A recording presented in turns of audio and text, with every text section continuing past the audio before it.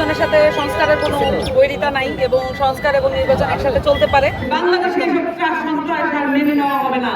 আওয়ামী লীগ একটি ফ্যাসিস্ট, একটি প্রতারণামূলক, বাংলাদেশের গণবিরোধী, এই সাউথ এশিয়ার সবচাইতে বড় সন্ত্রাসী দল এবং এই দলের বিচার আন্তর্জাতিক আদালতে হতে হবে।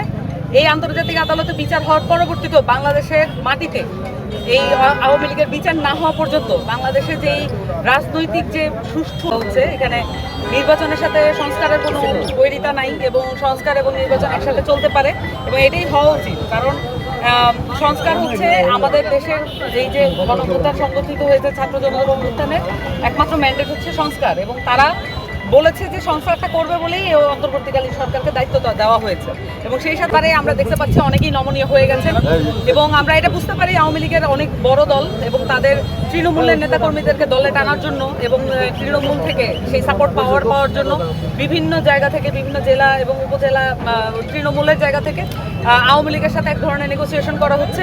সেই সাথে বড় দলগুলো, বড় যে দায়িত্বশীল জায়গাগুলো, সেই জায়গা থেকে আমরা দেখতে পাচ্ছি না আওয়ামী লীগের বিচারের দাবি সেই পরিমাণে তোলা হচ্ছে যে পরিমাণে আসলে আসা উচিত। 15 বছর বাংলাদেশে কোনো বিরোধী দল বলে কিছু ছিল না। 15 বছর বাংলাদেশে শুধুমাত্র একটি দলই তাদের সমস্ত রাজত্ব কায়েম করেছিল।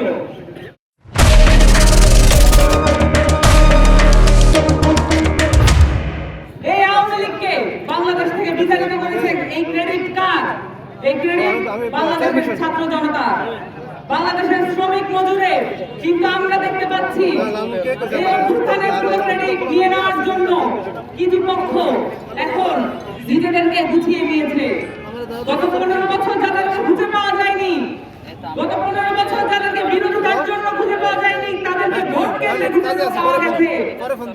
তাদেরকে আমরা এখন দেখছি বড় বড় কথা বলতে, তাদেরকে আমরা দেখছি এলাকায় চাঁদাবাজি করতে, তাদেরকে আমরা দেখছি এলাকায় ত্রাস সঞ্চার করতে।